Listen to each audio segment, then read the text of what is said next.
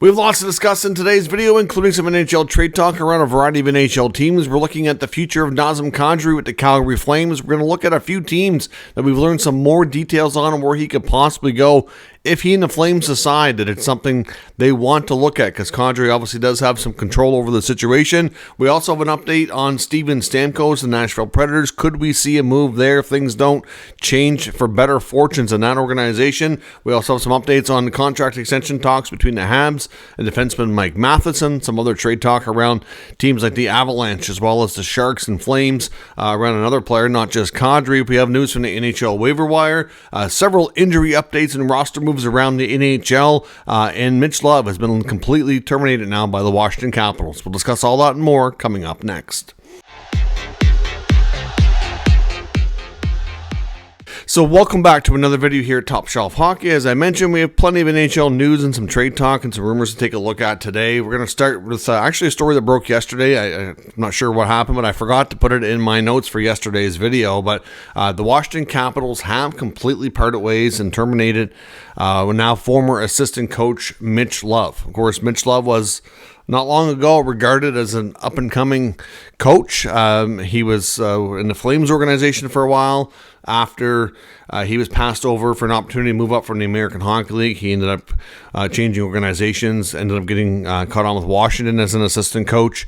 And then during the summertime, he was in the process of applying for other head coaching vacancies. And he was in the mix, and I believe, according to Elliotte Friedman, that he was...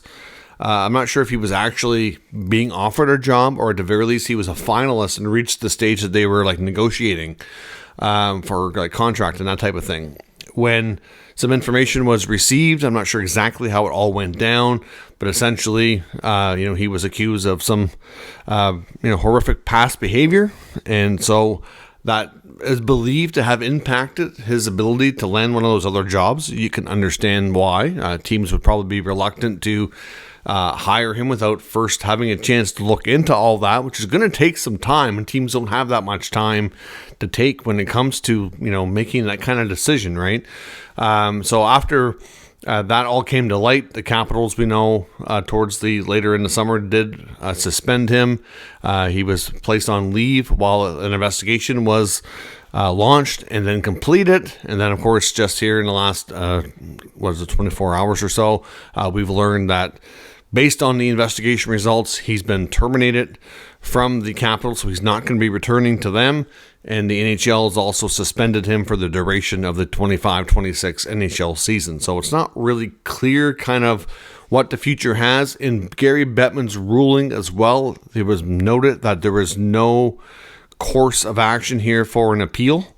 So it's a final decision. So if he wanted to push anything further or defend himself further, he would likely have to try to do so through legal methods. I'm not sure all the fine, intricate details of the case. I'm not a lawyer. I don't know if he has a leg to stand on or not. Just know that some of the things that were reportedly, that he was accused of were not great. And obviously because of that, teams didn't want to be associated with him. So we will, and neither does the league right now. So we'll see what happens.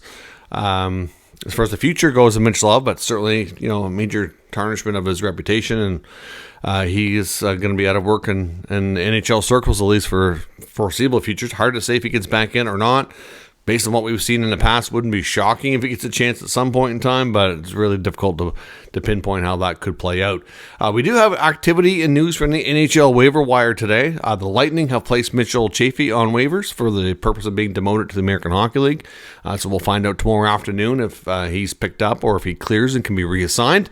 And we also have another player on waivers, which is newly signed forward Brett Leason, who has signed a new contract with an old team of his, the Washington Capitals. It's a one-year, two-way contract for the remainder of the season. It's a league minimum NHL salary of $775 at the NHL level and an AHL salary of $250K. Of course, they want him to get to their American Hockey League affiliate, so because of that, he has to go through waivers to get there. So we'll see if Leason is picked up by another team and kept on an NHL roster, or if the plan can proceed to get him on the Capitals AHL affiliate and then be an option for recall later if they feel the need, and he's playing well. So we'll see what happens there. A bunch of roster moves, injury updates here around the league here, effective for today. A bunch of updates at Carolina from head coach Rod Brind'Amour. Sounds like Will Carrier and Eric Robinson both he didn't give an exact timeline, but he just said they're going to be out a long time. So not going to see them anytime soon is what he said also. So it's hard to say exactly. We'll have to wait for further details, but it doesn't sound like either is going to require surgery. So they'll be rehabbing whatever injuries they're dealing with there. K-Andre Miller and Peter Kochetkov both appear to be close, as well as Shane Gostisbehere. All three of those players should be back in the lineup within the next 1 or 2 games by the sounds of things. So we'll see. They can get some healthy bodies back would be helpful. The Detroit Red Wings have sent one of their top young players and prospects, Michael Brandt-Signigar, to the American Hockey League. So we'll see how he does down there. The Panthers have revealed a couple things. Jonah Gadjevich is going to be out for approximately a week. Apparently he took a bad elbow and is going to miss some time. Brad Marchand is going to miss at least 1 game. Marchand is dealing with a death in the family. This is a personal matter, not an injury. But Marchand had some sort of death in the close family circles. We'll be missing at least the next game against the Ducks. I'm not sure beyond that. We'll see if he returns or misses additional time. In Ottawa today, they recalled goaltender Hunter Shepard from Belleville. This was not done due to injury. I know Suns fans kind of panicked, I think, online seeing the reaction to him being recalled. I know they were surprised when Matt Sogard was called up last week, but it was just an opportunity to get Muriel to go down to the American Hockey League and get some game action in because they had a back-to-back scenario, and he'd only played 1 NHL game this year and could use some reps to kind of gain some confidence back. So this is kind of one of those scenarios tonight where they're kind of geared in a different method to give Linus Ullmark the full day off. And of course, the Sens are on a back-to-back. They are playing Boston today, Chicago tomorrow. So Ullmark will play tomorrow against the Blackhawks. Marilina will play tonight against the Bruins. So Ullmark will not face his former team, but he's played 8 of their 9 games and has played a heavy workload, and they just wanted to give him a full day off. It's a similar scenario you saw with the Maple Leafs and Anthony Stolarz the other day. Some of these goalies that have had to play a little more than they are used to, just to give them a little bit of rest, especially with the back-to-back coming up here. So Hunter Shepard, the veteran AHL goaltender with a little bit of NHL experience, will be on the bench to back up Marilina tonight should anything be required. But Hunter Shepard himself has played a lot in the last little bit as well. Sogard, I believe, was injured in the American Hockey League just in the last few days. So I think ideally he probably is going to be tired. He's played a ton. So ideally Marilina gets through the game and plays well for Ottawa tonight would be the best case scenario, because they need him to get some wins, and well, he's had a shaky start to the season. But the Sens are playing a lot better in front of their goaltenders the last few games. If they can keep that up, that might make a big difference for the young netminder to find some confidence, hopefully. Washington today recalled Ethan Frank. Dylan Strome was hurt against the Caps game against the Sens the other night. He's going to miss a little bit of time. Right now they're calling him day-to-day. The Blues and Jim Montgomery announced today that Robert Thomas and Jake Neighbors will both miss their game tonight against the Pittsburgh Penguins. Both forwards are listed as day-to-day. In Flyers, youngster Jet Lushenko, former first-rounder for the second straight year, has been sent back to the OHL, sorry, almost an American Hockey League, but the Ontario Hockey League, back to junior for his final junior season. Now on to the rumor mill. One will start with contract negotiation. Dave Pagnotta is reporting that, of course, we know Montreal and defenseman Mike Matheson do have some degree of mutual interest to extend their relationship and keep him in Montreal a little bit longer. He's in the final year of his deal. I think they've been quite happy with him overall since he has arrived there. It's believed that, according to Pagnotta, that its term is going to be the sticking point to keep Matheson in the fold. Like I said, there's a good relationship between the player, the GM, and the organization, and mutual interest. So there's, they'll probably do their best to get it worked out. But at the end of the day, Matheson has to protect himself and, make sure he gets the most term and money he can at the same time. But it's probably going to take at least a 3-year deal, maybe 4, to get the deal done. And it's believed, according to Pagnotta, that the dollar range that he's looking at is somewhere around $6 to $7 million.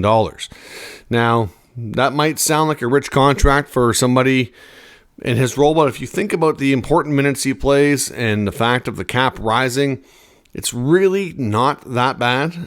He would be obviously paid less than Dobson and Hudson, so he would in some still be even making $6.25 million would still put him, third, fourth. It's more of a second pair guy. It's not that bad, but it might be a little more than they want to spend. It's hard to say, but the bigger factor here is that he takes a little bit of a discount on the AAV if they give him the extra year. So we'll see what happens and see if they can continue to work things out. But there's ongoing negotiations. I know Elliotte Friedman also touched on another negotiation that so far is not seeing a lot of progress, and that's Los Angeles Kings and forward Adrian Kempe. Again, reiterating that Ken Holland and the Kings wanted to get that deal done somewhere around $9.5 million, and the players really nowhere near that. Looking now somewhere around that $11.5 to $12 million range based on all the other more lucrative forward contract deals that we've signed or seen signed here since, the summertime. I mean, you've seen Mitch Marner, you've seen Jack Eichel, even McDavid's on a big discount, but still, all these new contracts are kind of pushing up the money. Kaprizov being a prime example of that. So the belief from Friedman is that they're going to restart talks again soon. And Elliotte says, which I do agree, like they have to figure out a way to get this done. Is there a way for them to kind of meet halfway? But it seems like the gap has grown. You're looking at about at least $2, if not $2.5 million range. Maybe if the Kings come up maybe close to 11, maybe he agrees to that. But with Kopitar having his final season, and the Kings haven't been awesome to start the year either. But if the Kopitar's in his final year, and then if they were to lose Kempe as a free agent on top of that, that would be a massive blow to that team going into next season. So a lot of people believe that it's just something they can't afford to lose. So again, like we saw with Kaprizov, some of these players kind of have their leverage over their teams. If you want me to stay, you need me to stay, you're going to have to pay up. So we'll see where that goes and see if they can bridge the gap. A couple of quick updates as well. One, we've heard lots about Rasmus Andersson out of Calgary being one of the top defensemen traded this year, likely leaving the Flames some point by the trade deadline. We know that. I think there's small chance that he stays, especially after a poor start. And, for a 29-year-old defenseman, I don't think it makes sense for him to sign a 7-8 year deal to stay in Calgary, which is what it would take at a pretty lucrative number to make him want to stay. So we've heard about Vegas and Dallas, but another team that's been brought up here by Dave Pagnotta was the Avalanche. The Avalanche are believed to want to be looking to add to their blue line probably later in the year, but wondering if they might end up being a player for Andersson after all. It would probably have to be on a rental situation with their cap the way it is. Like, they're going to have a tough time keeping Marty Necas. Cale Makar's going to be doing a big extension soon, so complicated from a long-term standpoint, but we know that in Andersson's case, if he's not traded to a team that can sign him to a big extension, like Dallas or Vegas, that would be his preferred destinations, he may have to go the rental route and then hit free agency next summer and see where he can land from there. But the Avalanche just might be a player if it's something that he's still available and not going to one of those other teams that would likely extend him first, because that's probably going to be his first preference. If he can just go be traded once and sign, is preferable, I would assume, to get everything out of the way so he's not waiting long-term to figure out his future. Of course, the Sharks, according to Pagnotta as well, are taking calls on a couple defensemen, and especially Timothy Liljegren and Mario Ferraro. I don't think they're the only ones who'd be willing to listen on. They have numerous defensemen, nothing real super high-end, but a few of them could play top 4 or top 6 minutes, likely facilitating a bunch of trades as we see another exodus out of San Jose of players on short-term deals trying to get to contending teams in the playoffs. Now, as I mentioned, a couple of scenarios we want to look at. One is Nazem Kadri, and the other is Steven Stamkos. Darren Dreger of TSN had some updates on Kadri here today, confirming that, of course, we know that Kadri is a 13-team no-trade list, and according to his sources, and Rick Dhaliwal, I believe, has confirmed this as well, that the Canucks are not on his list. Now, of course, we know Nazem Kadri's originally from Ontario. He's played on numerous Canadian teams, of course, in Toronto and Calgary now, amongst other teams like the Avalanche, but doesn't sound like he's opposed. I can't confirm that any other Canadian teams are or are not on his list.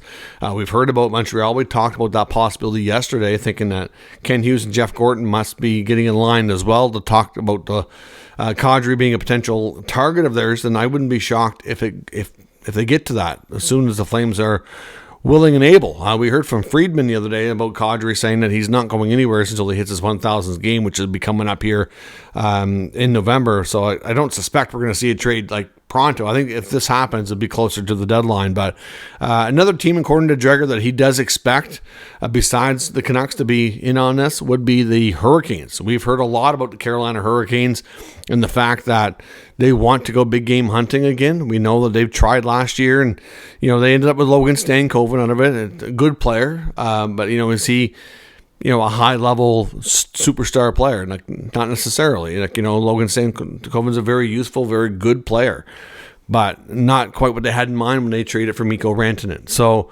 obviously Kadri could be a huge part with the Hurricanes. Gets Stanley Cup experience. He's got the Stanley Cup on his resume, which is very intriguing to a lot of teams. He's been there. He's done that. He can play center. He can produce offensively. He's a pretty good two-way guy, too. I think he could fit with the Brendan Moore system. So, what Dreger was saying was that he would be surprised if Eric Tulsky, the GM of the Hurricanes, hasn't already reached out to Craig Conroy in Calgary and says, like, if and when you're ready to have this conversation, I want to be, like, near the front of the line. I want to have an opportunity to discuss Kadri when you're ready to do so. So again, the Hurricanes, we've heard it quite a bit now that they are one of the teams, probably Utah being the other, that want to make another big splash. So he could end up being their target. Doesn't mean he'll get them. They'll get their guy in Kadri if that's indeed who they're going to target. But I kind of half wondered about a return to the Avalanche, but I think that would be very complicated for them to do.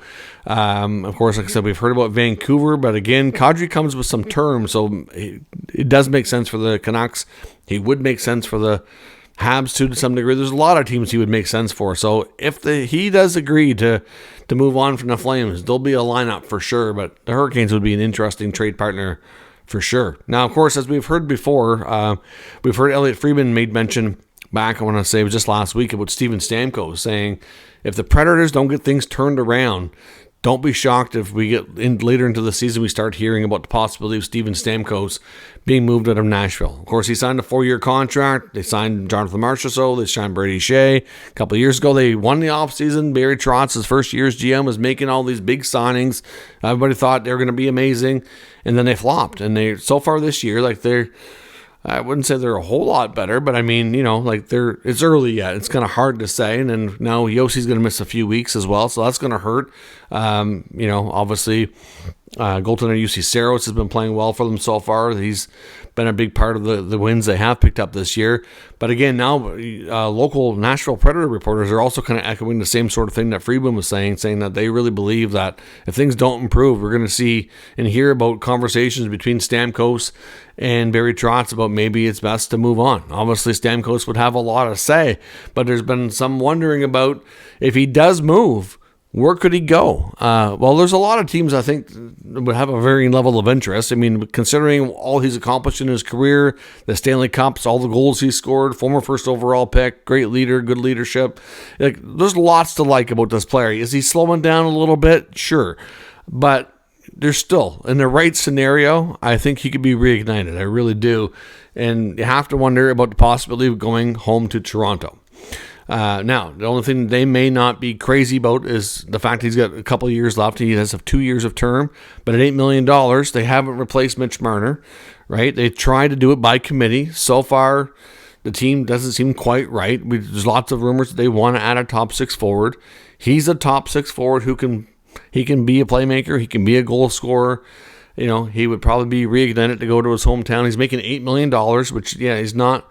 It's not that $11, $12 million range that they didn't want to pay Mitch Marner. So again, could that work? I mean, it's more in the range of of what they were looking for. Now, I'm not saying it wouldn't be complicated. Yes, look at the Leafs cap situation, but which is a comment we get a lot on this channel when we talk about trades and rumors and hypotheticals is, well, they got no cap space. How can they do that? It's like, you do realize when trades happen that players go the other way too, right? It's not like teams are picking up players for nothing. There's a two-way conversation. Toronto would have to trade something off the books. Maybe Nashville retains some money. Maybe they take on a contract or two from the Leafs. It would be a trade. It wouldn't be a gimme, right? There is a difference. There's a thing called math. It does work. So it can very well easily be worked out for them to get that figured out. I'm not saying for sure this is going to happen, but again, out of all the places that we've heard, if Stamkos were going to leave Nashville, wouldn't Toronto not make a lot of sense for him?